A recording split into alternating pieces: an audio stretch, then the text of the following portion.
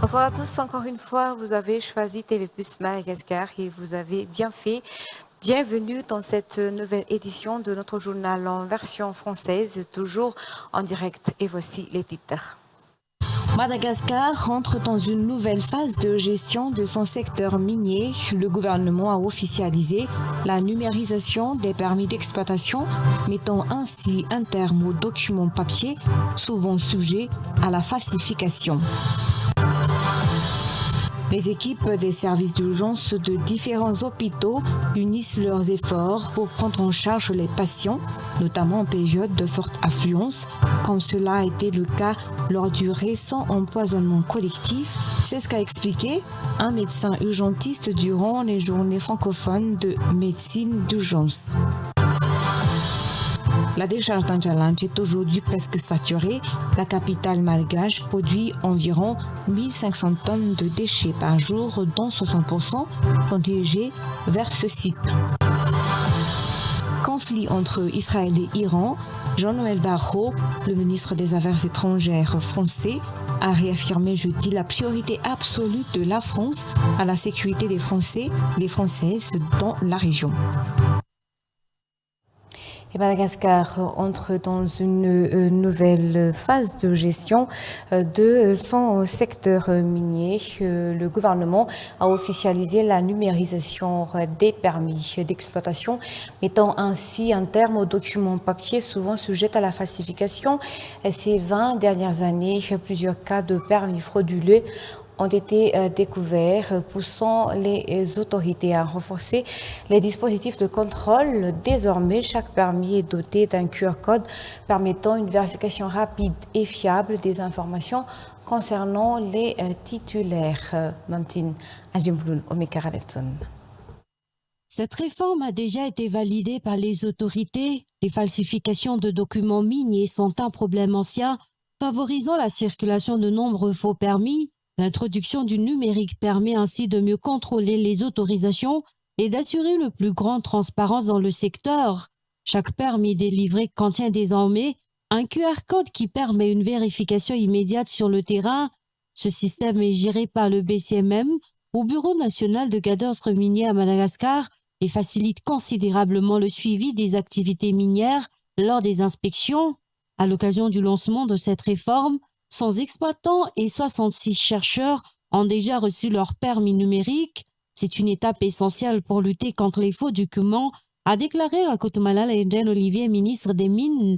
Il a également souligné que cette démarche s'inscrit dans un projet plus large de modernisation de la gouvernance minière. Par ailleurs, une plateforme en ligne sera bientôt opérationnelle avec l'appui de la Banque mondiale. Elle permettra aux usagers de réaliser l'ensemble de la procédure de la sélection de la zone jusqu'au paiement des frais entièrement en ligne. Cette transformation vise à alléger les démarches administratives tout en renforçant la transparence et la légalité, notamment pour les petits exploitants. Selon toujours les explications, la réforme s'inscrit également dans le cadre des célébrations du 25e anniversaire du BCMM. Les équipes des services d'urgence de différents hôpitaux unissent leurs efforts pour prendre en charge les patients, notamment en période de forte affluence, comme cela a été le cas lors du récent empoisonnement collectif. C'est ce qu'a expliqué un médecin urgentiste durant les journées francophones de médecine d'urgence. Cependant, le manque de respirateurs dans les centres hospitaliers reste une faiblesse majeure dans la gestion des victimes. La coopération avec des médecins venus de l'océan Indien et d'autres pays a permis de surmonter ces difficultés, selon ce professionnel de santé. Reportage signé Anne Charlarso et Marcela Rajibofundi. Les échanges d'expériences avec les médecins urgentistes étrangers sont toujours avantageux pour les praticiens malagasy. Ces rencontres leur permettent d'enrichir leurs compétences, notamment face aux évolutions constantes de la médecine d'urgence. C'est ce qu'a souligné un médecin du centre hospitalier universitaire, Joseph Ravouangengenaval, ce jour. Ces partages permettent également de mieux gérer les situations complexes, comme lors de l'accueil simultané de nombreuses victimes d'un empoisonnement récent à la Chiara. Dans de tels cas, les équipes médicales issues d'autres services, voire d'autres hôpitaux, collaborent pour traiter rapidement tous les patients. Mais malgré cette solidarité, le manque d'équipements comme les respirateurs constitue un frein majeur en cas d'afflux massif. Or, ces appareils sont essentiels pour assurer la survie des patients dans ces situations critiques. Grâce à l'appui de centres médicaux étrangers, les hôpitaux parviennent toutefois tant bien que mal à faire face à ces urgences. Les journées francophones de médecine d'urgence clôturées aujourd'hui visent justement à renforcer les capacités locales. Elles sont organisées avec des médecins venus des îles voisines et de France afin de favoriser le partage de savoir-faire et de renforcer les compétences des médecins urgentistes malagasy. Dans un sujet, la commune de Tanzumbat produit chaque jour jusqu'à 4 tonnes de déchets, dont environ 900 kilos de sachets en plastique. C'est ce qu'a annoncé le maire dans son dernier rapport. Cette grande quantité de déchets s'explique par la forte présence d'entreprises dans la zone. Le ministre de l'Environnement et du Développement durable estime que ces déchets, surtout les plastiques, peuvent être utilisés dans le cadre d'une économie circulaire. Il a insisté sur le fait qu'il n'est pas nécessaire d'attendre de l'aide extérieure pour agir. On peut commencer à agir dès maintenant, a-t-il affirmé. Pour aller dans ce sens, un accord de partenariat a été signé ce jour entre la commune de Tanzumbat, une société spécialisée dans le recyclage plastique et le ministère de l'Environnement. Restons toujours dans cette page d'actualité. La décharge d'Anjalanche est aujourd'hui presque saturée. La capitale malgache produit environ 1500 tonnes de déchets par jour, donc 60% sont dirigés vers ce site. Le reste s'accumule ou se disperse dans les rues d'Antananarivo ou encore est récupéré par des entreprises de recyclage. Ces dernières transforment une partie des déchets en articles réutilisables tels que des sacs, des pochettes ou d'autres objets. Elisa Herman et Granefson. La capitale produit environ 1500 tonnes de déchets par jour, dont 60% sont acheminés vers la décharge d'Anjalanche. Le reste s'accumule ou se disperse dans la ville. Les entreprises de recyclage jouent un rôle essentiel dans la réduction de la quantité de déchets dirigés vers cette décharge. Elles transforment une partie des ordures en objets réutilisables comme des sacs, des pochettes ou encore des couvertures de cahiers.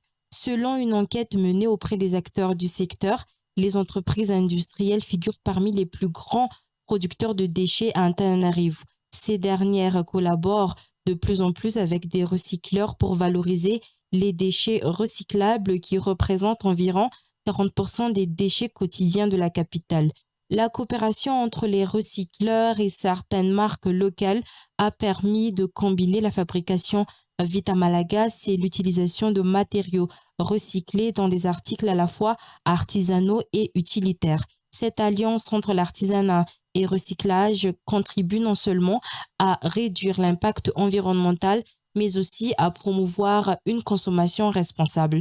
De plus en plus de Malgaches se tournent aujourd'hui vers ces produits recyclés fabriqués localement, conscients de leurs valeurs écologiques et économiques. Maintenant, place aux actualités internationales. Conflit entre Israël et Iran. Jean-Noël Barrot, le ministre des Affaires étrangères, a réaffirmé jeudi la priorité absolue de la France à la sécurité des Français et des Françaises dans la région. France 24. Au poste frontière de Cher-Hussein entre Israël et la Jordanie, ils sont nombreux à se presser chaque jour pour échapper à la guerre, comme cette famille française. On avait peur, on dort plus. On rentre en France, le temps que ça se calme et on rentrera pour la rentrée scolaire. En Iran comme en Israël, les espaces aériens sont fermés. Au 7e jour de conflit entre les deux pays, la France a appelé ses 150 000 ressortissants en Israël à la plus grande prudence. En Iran, ils sont 900 Français ou binationaux selon le Quai d'Orsay. En Iran, Tous les Français qui souhaitent quitter le pays et qui ne se sont pas encore fait connaître auprès de nos services sont invités à se signaler dès que possible à notre ambassade. Le passage est possible sans visa vers l'Arménie et la Turquie dont les frontières sont ouvertes.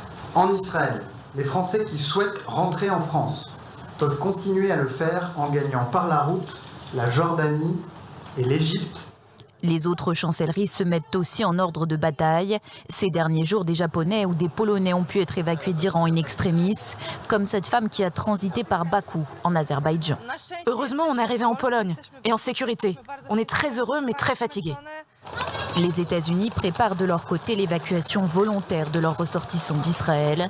Un avion français sera quant à lui affrété depuis Amman en Jordanie dans les tout prochains jours pour faciliter le retour des Français vulnérables ou en situation d'urgence. C'est la fin de cette édition. L'information continue sur TV+. Madagascar à 19h30 dans notre journal en version malagasy. À tout de suite.